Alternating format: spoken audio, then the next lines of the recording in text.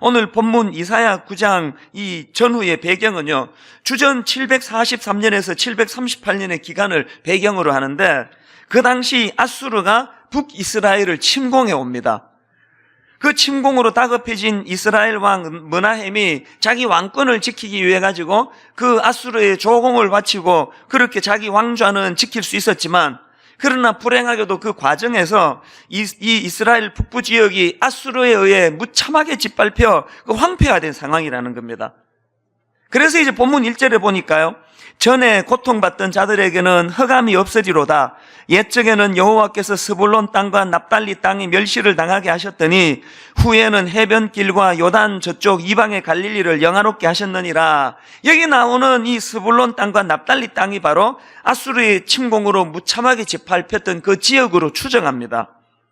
이처럼 그 당시는 현실적으로 봐도 절망 그 자체고요, 더군다나 장래를 보면 더 암담합니다. 이제 이스라엘 멸망이 지금 시시각각 다가오고 있는 이런 실정이에요.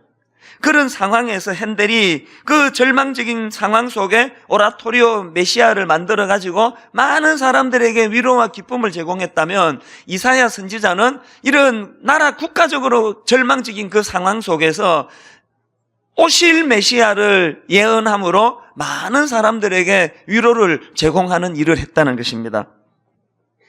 그런데 여러분, 이 본문 2절에 보니까요, 이렇게 이사야가 오실 메시아에 대하여 그 예언을 하는데, 그 오실 메시아를 어떻게 묘사하는가 보니까, 자, 2절을 한번 보시기 바랍니다. 흑암에 행하던 백성이 큰 빛을 보고 사망의 그늘진 땅에 거주하던 자에게 빛이 비치도다. 지금 이사야는 오실 메시아를 큰 빛으로 지금 예언을 하고 있습니다. 그런데 이 이사야 9장 2절 말씀이 신약으로 가서 어느 말씀과 이것이 연결이 되는가 하면은요, 마태복음 4장 14절부터 16절까지예요. 이는 선지자 이사야를 통하여 하신 말씀을 이루려 하심이라. 일렀으되 스불론 땅과 납달리 땅과 요단강 저편 해변길과 이방의 갈릴리여, 흑암에 앉은 백성이 큰 빛을 보았고 사망의 땅과 그늘에 앉은 자들에게 빛이 빛이었도다 하였느니라. 지금 이사야 9장에서 예고되고 있는 오실 메시아에 대한 예언이 어디서 이루어졌느냐? 마태복음 4장에서 예수 그리스도가 이 땅에 오심으로 그 예언이 성취되었다는 거예요. 이처럼 빛으로 오신 예수 그리스도. 그래서 예수님 자신도 당신은 이렇게 묘사하십니다. 요한복음 12장 46절. 나는 빛으로 세상에 왔나니 무릇 나를 믿는 자로 어두움에 거하지 않게 하려 함이로다. 그런데 오늘 우리 시대의 슬픔이 뭡니까? 요한복음 1장 2절부터 5절까지예요. 그가 태초에 하나님과 함께 계셨고 만물이 그로 말미암아 지은 바 되었으니 지은 것이 하나도 그가 없이는 된 것이 없느니라. 그 안에 생명이 있었으니 이 생명은 사람들의 빛이라. 그 다음 5절 보세요. 빛이 어두움에 빛이 돼 어두움이 깨닫지 못하더라. 이게 이 시대의 영적인 어두움 아닙니까? 제가 이 요한복음 1장 5절을 읽는데요, 그 지난주 제가 말레이시아를 다녀오지 않았습니까? 그 쿠알라룸푸르에 가서 집회를 했는데요, 말레이시아에 가보니까 이 나라는 엄청난 회교 국가예요. 그래서 오늘 이 시대에서도요, 그 길거리에 여자들을 보니까 얼굴을 베일로 가리게 하고요, 완전한 회교 국가예요. 그리고 또 한 가지, 제가 말레이시아에서도 그랬고 옛날에 인도네시아에 갔을 때도 그랬는데, 이 회교 국가들의 열심은 대단합니다. 새벽 4시에요 스피커로 막 온 천지의 스피커로 확성기를 대고요, 새벽 4시에 이제 기도하는 기도문이 막 울려 퍼지는데, 이제 종교가 다르니까 그렇지만 저는 그게 굉장히 듣기가 힘들었어요. 이 내용은 제가 못 알아들으니까 뭔지는 모르는데 운율을 보는데요, 꼭 이런 운율이에요.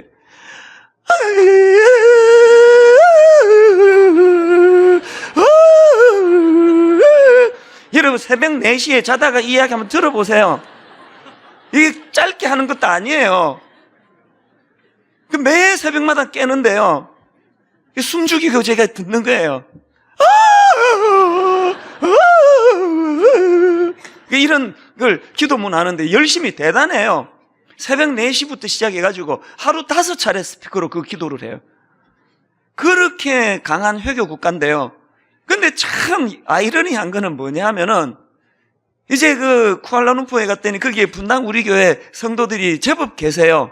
자기 교회 담임 목사 왔다고 고맙게 얼마나 반갑게 맞아주고, 더 반가운 것은 맛있는 것도 사주시고 그런 거예요. 그래서 그 둘째 날인가 저를 데리고 이제 그 어느 백화점 안에 있는 식당으로 데리고 갔어요. 그 식사를 잘하고 나오다가 보니까요, 이게 아이러니한 게 뭐냐면은 그렇게 강한 회교 국가인데요, 크리스마스 추리를 얼마나 대단하게 해놨는지, 사실 저는 미국에서도 한국에서도 그런 화려한 추리는 근래에 본 적이 없습니다. 이게 참 묘하잖아요. 빛 대신 주님이 오실 때 마음으로 영접은 하지 않고 여전히 여자들을 그렇게 얼굴 다 가리게 만들고 그렇게 하면서 크리스마스 추리는 막 삐까번쩍하게, 이 문화로서 크리스마스를 이제 받아들이는 거 아닙니까? 뭐 크리스마스를 문화적으로 받으니까 그렇다고 받을 수 있지만요, 오늘 우리 하나님의 자녀 예배드리는 저와 여러분이 이 크리스마스를 그런 식의 문화적으로 받아서는 안 된다는 거예요. 이거 생명이에요. 우리 삶의 능력이에요. 내 안에 어둠을 몰아내는 빛으로 오신 주님을 영접하지 않으면서, 빛이 어둠에 빛이 돼 어둠이 그 빛을 거절하면서 거부하면서 문화적인 크리스마스를 즐기면 안 된다는 그 이야기예요. 저는 이 크리스마스 때야말로 저와 여러분 모두가 다 예수님 영접하게 되시기 바랍니다. 모태신앙, 목사, 장로, 얼마나 우리가 문화적인 그리스도인으로 흐를 위험이 있다는 거 다 아시지 않습니까? 주님을 영접해야 돼요. 그분의 영향력 안에 들어가야 돼요. 그분의 말씀에 경청하고 순종해야 됩니다. 그래서 오늘 저는 이런 맥락에서 내가 진짜 예수님을, 빛 대신 주님을 내 마음에 영접했느냐, 이걸 좀 점검하기를 원하는데요, 진정으로 우리가 주님을 영접했다면 여러분 우리 심령에 두 가지 특징이 나타나야 됩니다. 첫째가 뭐냐? 빛 대신 주님을 내가 영접했다면 우리는 미래지향적인 인물로서의 특징이 지어져야 됩니다. 이게 무슨 말씀인가 하면은요, 요한복음 9장에 보면은 예수님께서 그 시각장애인 한 사람을 고쳐주십니다. 그런데 그 과정에서 주님이 5절에서 당신을 이렇게 말씀하세요. 표현하세요. 내가 세상에 있는 동안에는 세상의 빛이로라. 주님이 그렇게 말씀하십니다. 그리고는 이 시각장애인을 이제 눈을 뜨게 해주시는데요, 제가 근데 이 본문을 가만히 보니까요, 참 흥미로운 한 가지 포인트가 있는데, 지금 이 시각장애인을 보는 제자들의 시각하고 예수님의 시각이 완전히 달라요. 자, 우선 제자들의 시각이 어떤지 한번 보시겠습니까? 자, 우리 1절, 2절 한 목소리로 같이 한번 읽어보십니다. 시작. 예수께서 길을 가실 때에 날 때부터 맹인된 사람을 보신지라 제자들이 물어 이르되 랍비여, 이 사람이 맹인으로 난 것이 누구의 죄로 인함이니까? 자기니까 그의 부모니까? 자, 잘 보세요. 지금 이 제자들의 관심은 어디 있습니까? 제자들의 관심은 지금 이 원인 규명, 이 사람 죄 때문에 그런 겁니까? 부모가 죄져서 그럽니까? 여러분, 이게 시제로 말하면은 이게 과거입니까? 미래입니까? 과거예요. 과거에 뭔 죄를 졌길래 이런 불행한 일이 일어났습니까? 지금 제자들의 시각은요, 과거지향적이에요. 이런 사람들의 치명적인 특징이 뭔지 아십니까? 자꾸 책임 소재를 따져요. 이 누구 때문이냐는 거예요. 우리 가정이 이렇게 된 게 이거 당신 때문 아니야, 이거? 오늘 교회가 이렇게 은혜가 없는 게 이게 당신 때문 아니야? 자꾸 책임 소재를 가리면서 과거에 시선이 머물러 있는 사람들이, 그게 제자들이에요. 그랬더니 예수님이 어떻게 반응하시는가 하니까 3절을 보시기 바랍니다. 예수께서 대답하시되 이 사람이나 그 부모의 죄로 인한 것이 아니라 그에게서 하나님이 하시고자 하는 일을 나타내고자 하심이라. 이게 여러분 과거입니까? 미래입니까? 예수님이 지금 과거에 머물러 있는 그들의 시선을 미래로 옮겨가고 계시는 거예요. 그래서 그 다음 4절에도 보니까 때가 아직 낮음에 나를 보내신 이의 일을 우리가 하여야 하리라. 밤이 오리니 그때는 아무도 일할 수 없느니라. 이게 미래입니까? 과거입니까? 미래입니까? 미래 아닙니까? 그래서 제가 발견한 빛 대신 주님이 그 인생에 조명되고 찾아올 때 제자들처럼 과거에 연연하던 그 인생이 미래지향적인 사람으로 바뀌어진다는 거예요. 지난 11월 달에 있었던 이 수능 시험은요, 갑자기 예고 없이 너무 어렵게 문제가 출제돼가지고요, 그 시험 경험이 좀 있는 재수생들에게 절대 유리한 시험이었다. 전문가들이 그렇게 분석을 하세요. 그리고 실제로 지금 분당 우리 교회 그 현역 고3 아이들을 둔 가정마다 뭐 여기저기서 지금 곡소리가 납니다. 시험 망쳤다 이런 소리가 들려요. 그렇게 곡소리 나는 가정 중에 저희 가정도 한 가정이에요. 수능 당일날 학부모 기도회 하고 뭐 그 남의 집 열심히 제가 섬기느라고 늦게 이제 어둑어둑할 때 이제 집으로 들어갔거든요. 문 따고 들어가면서 그 자기 딸에 관한 이야기니까 제가 얼마나 궁금해요. 현관에 들어서면서부터 그 시험 어떻게 됐대? 그랬는데 아무도 반응이 없고요. 집이 분위기가 꼭 절간 같아, 절간. 느낌이 확 오잖아요. 아니나 다를까 큰아이 방에서 흐느끼는 어린 소녀의 울음소리가 들리는 거예요. 이제 이게 이제 물으나 마나 아닙니까? 어떤 상황인지요. 그리고 얘가 그때부터 울기 시작하는데요. 참 마음이 아프더라고요. 막 통곡을 하고 우는 거예요. 여러분, 우리나라가요. 이 어린 그 아이들에게 얼마나 그 못할 짓 하는 나라입니까? 너무 슬프게 우는 거예요. 막 통곡을 하면서 좀 잦아드나 싶으면 또 울고 잦아드나 싶으면 또 울음이 터지고 밤 11시까지 울었어요. 그래서 제가 가만히 내버려뒀습니다. 그리고 이제 한 11시쯤 됐을 때 그래서 이제 다 이제 애들을 모아놓고 제가 이제 이런 요지로 이야기했습니다. 너 내 얘기 잘 들어봐. 네가 만약에 지난 3월달 고3 올라가고 첫 모의고사 때 이번 이 시험과 같이 시험을 망쳐서 오늘 같은 눈물을 흘렸다면 사실 제가 이렇게 말하는 건요. 얘가 그 수능 당일 시험을 어느 정도 망쳤냐면 지난 2년 동안 본 모의고사, 중간고사, 기말고사 다 합쳐가지고 최악의 점수를 받았대요. 그래서 제가 그런 얘기를 한 거예요. 네가 만약에 오늘 같은 이런 실패의 경험을 3월달 모의고사 볼 때 경험을 했더라면 그래서 대비하고 노력을 했더라면 오늘 이 눈물은 피할 수 있을지도 몰라. 똑같은 이치야.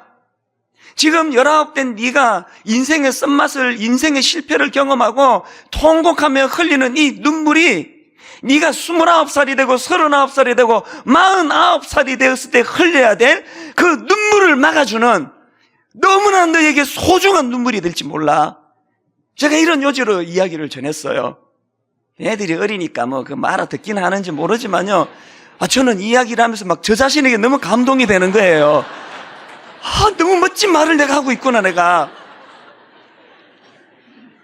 사실 이건 뭐 농담이지만요. 그날 밤에 사실은 제가, 이건 진심인데요. 제 자신이 진짜 대견했습니다. 왜 대견했는가 하니까요. 제가 남의 집에서 이렇게 우는지 슬픈 당함인지 늘 이런 이야기로 제가 권면하는데요. 그거는 제가 목사니까 하는 거 아니었습니까? 그런데 내 사랑하는 내 딸에게 우리 집에 이런 일이 현실적으로 닥칠 때 내 믿음이 작동되고 있는 거예요. 내가 그것 보고 당황이 하나도 안 되고요. 이거 어떡하나? 막 안절부절하고 이런 게 하나도 없고요. 그날 밤에 내가 하나님께 감사가 나오는 겁니다. 하나님, 내 딸을 가장 잘 아시는 하나님께서 이 시험 실패라는 이 과정을 통하여 우리 딸을 다루어 주시니 감사합니다. 억지로가 아니고 막 진심으로 감사가 나오는 거예요. 이게 어떻게 가능했을까요? 빛 대신 주님이 저에게 빛으로 찾아와 주셨기 때문에 내 인생에 혼미한 게 없어졌어요. 모든 인생에 일어나는 일을 승복할 수 있는 힘이 저에게 생겨난 거예요. 그래서 제가 창세기 1장에서 그 온 세상이 깊은 흑암으로 뒤덮여 있을 때 하나님께서 선포하신 이 말씀, 빛이 있어라. 그 주님의 그 선포로 말미암아 어두움에 가득 차 있던 이 세상이 서서히 밝은 빛으로 그렇게 비추어지는 그 모습이 이게 내 인생의 일이야. 내 인생에 혼미한 이찬수 목사 인생에 하나님이 빛이 있어라. 그래서 이사야 9장 1절 2절에서 주시는 빛으로 오신 그 주님이 내 인생에 개입되고부터요, 제 인생에는 버릴 게 하나도 없습니다. 실패는 실패해서 유익하고 성공은 성공으로 기쁘고요. 그래서 저는 우리 딸아이 그날 수능 시험 본 그날 저녁부터 어제 저녁에 이르기까지 이 아이가 시험 망쳐서 자기가 통곡하고 나서 내가 자기 재수할 거라고 하라 그랬습니다. 잘 생각했다고. 내년 한 해 너 힘들 거야. 쓰라려 눈물 흘릴 거야. 그러나 그 쓰라린 눈물이 20년, 30년 뒤 더 큰 눈물을 막아주는 하나님의 변장하고 찾아온 축복이 될 수 있다고 저는 믿습니다. 오늘 여러분 모두가 다 제자들처럼 과거에 이 시험 왜 실패했지? 너 노력 안 해서 그렇지? 아빠가 안 도와주셨잖아요. 과거에 매여 있는 인생이 아니고요. 이미 일어난 그 현실을 놓고 하나님이 일하실 것을 미래로 가서 희망을 가지고 분석하고 바라보고 조명할 수 있는 힘을 가지는 것, 이게 신앙생활인 줄로 믿습니다. 여러분 모두에게 이 능력이 나타나게 되기를 바랍니다. 그런가 하면은 두 번째로 빛 대신 주님을 마음으로 영접한 사람에게 나타나는 특징이 뭐냐? 넓은 시야의 회복이에요. 여러분, 주님이요, 내가 세상에 있는 동안에 세상에 빛이로라 말씀해 주셨는데 빛의 특징이 뭔지 아십니까? 시야를 회복시켜 주는 거예요. 이런 거예요. 요즘에는 뭐 정전이 거의 안 일어나는데요. 저희 어릴 때는 정전이 참 빈번했던 기억이 나요. 그래서 아예 안방에 그 초하고 성냥을 그냥 비치해뒀던 기억이 납니다. 그래서 이제 전기가 확 나가면은 이제 초를 켜서 촛불을 켜놓는 거 아닙니까? 제가 이 말씀을 묵상하다가 퍼뜩 하나님 영감을 주시기를요, 어린 시절이 생각나는 거예요. 자, 여러분도 한번 생각을 해보세요. 이 전기가 확 나갔습니다. 그래서 이 촛불을 켜요. 그러면 빛이 상대적으로 어둡잖아요. 그러면 이 촛불로 비춰지는 세상은 특징이 뭐예요? 시야가 좁아져요. 촛불 켜놓으면요, 요 주변 그거밖에 안 보여요. 그러다가 한 5분 있다가 다시 이제 전기가 들어오고 나면 시야가 확장이 돼요. 저 너머까지 다 보이는 거 아닙니까? 예수님이 빛으로 이 땅에 오셨다는 의미가 바로 이런 거예요. 어두운 이 세상에 주님이 빛으로 조명해 주시면 안 보이던 저 멀리의 세계가 보여지기 시작하는 시야가 확보가 되는 거예요. 다윗이 그랬던 거 아닙니까? 하나님이 그 시골 목동 초라한 무명의 어린아이를 한 나라의 위대한 왕으로 세우시는데요, 그 과정에서 하나님이 다루시는 가장 중요한 게 뭡니까? 다윗의 시야를 넓혀주는 거 아닙니까? 여기 시골에서 자라보신 분 아실 거예요. 소 먹이고 뭐 양 먹이고 이러는 거 보면은 온통 보는 시야는 그게 다예요. 나무 몇 그루, 잔디, 산, 그것밖에 없는 거 아닙니까? 다윗도 마찬가지예요. 그런데 다윗에게 빛 대신 주님의 은혜가 임하니까 시야가 넓어지는 거예요. 푸른 초장 너머의 세계가 보이는 거예요. 양만 보이는 거 아니에요. 현실만 보이는 거 아니에요. 오늘 저와 여러분 모두가 다 다윗처럼 빛 대신 주님을 영접하고 우리 시야가 멀리 확보되기를 바랍니다. 그래서 이 땅의 삶이 끝인 것처럼 안달복달하고 남의 눈에 눈물 흘리게 해서라도 나 이 땅에서 행복해야 된다 그러고 이렇게 사는 인생이 아니에요.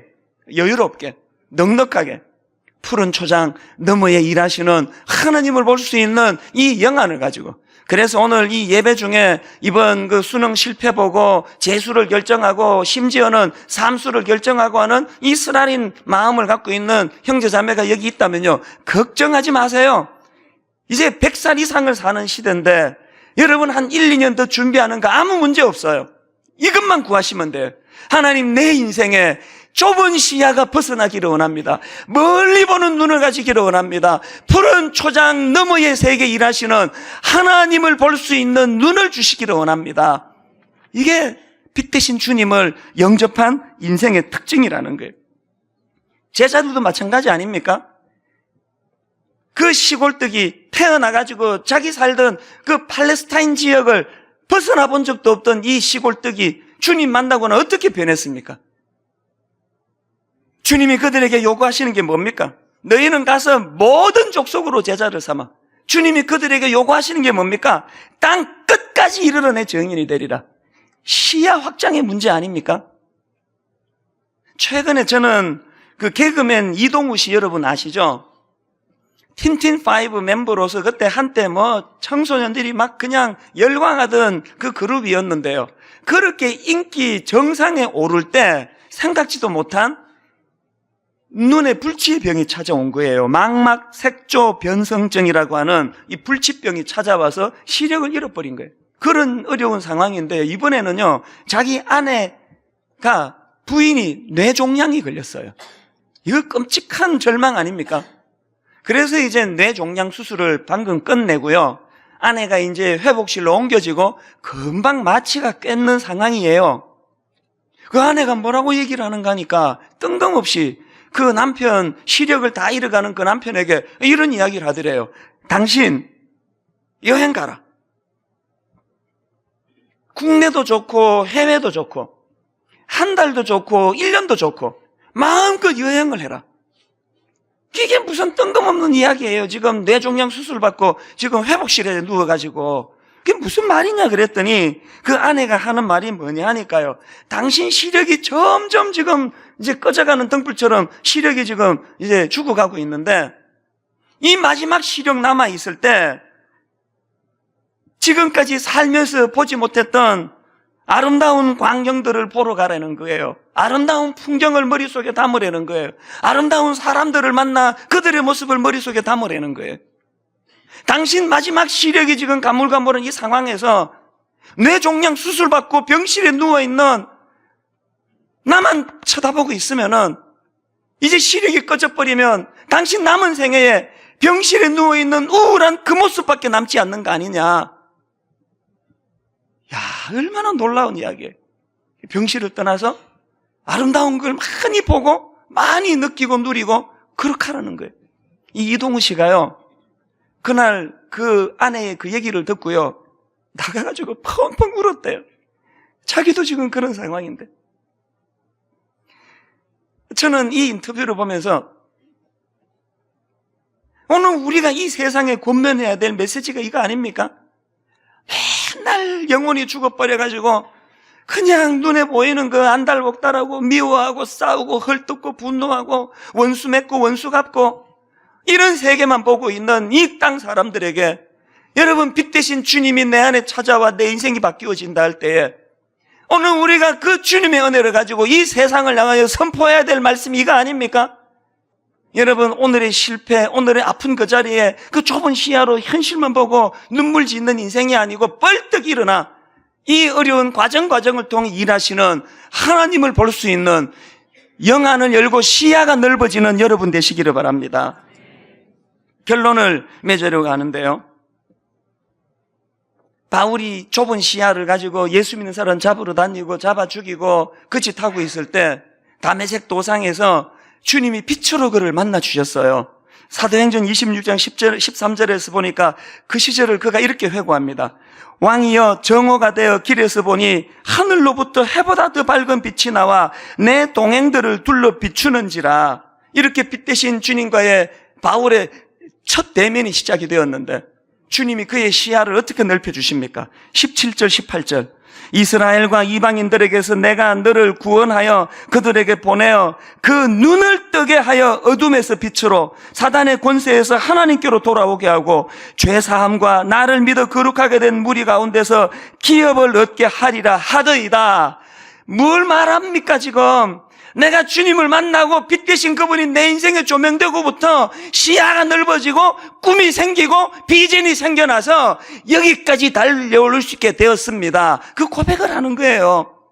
지금 바울이요, 아그리파 왕 앞에서 복음 전하다가 잡혀와가지고 죄수의 신분으로 지금 서 있는 거예요. 그 얘기를 듣던 아그리파 왕이 28절에서 이렇게 말합니다. 아그리파가 바울에게 이르되 내가 적은 말로 나를 구원하여 그리스도인이 되게 하려 하는도다. 그 비웃는 거예요. 그랬더니 바울이 그 말을 받아가지고 이렇게 응수합니다. 29절 바울이 이르되 말이 적으나 많으나 당신뿐만 아니라 오늘 내 말을 듣는 모든 사람도 다 이렇게 결박된 것 외에는 나와 같이 되기를 하나님께 원하나이다 아니라. 여러분 이 당당함은 어디서 찾을 수 있을까요? 그들이 바울의 몸은 결박할 수 있지만 누구 앞에서도 꿀리지 않고 위축되지 않고 누구 앞에서도 비굴하지 않고 이렇게 결박되어 죄인의 몸으로 감옥에 있는 이거 말고는 왕이시여 당신도 나와 같이 되기를 바랍니다. 우리가 잃고 있는 가장 중요한 우리의 자존감 아닙니까? 수능 시험에 실패해도 목회가 잘 안 돼가지고 교회가 어려워도, 경제적으로 어려움을 당해가지고 밥을 굶는 상황이랄지라도 하나님 내게 이 멀리 보는 이 시야를 가지고 빛 대신 주님 앞에 조명된 인생이 누릴 수 있는 하나님의 사람으로 살아가기를 원합니다.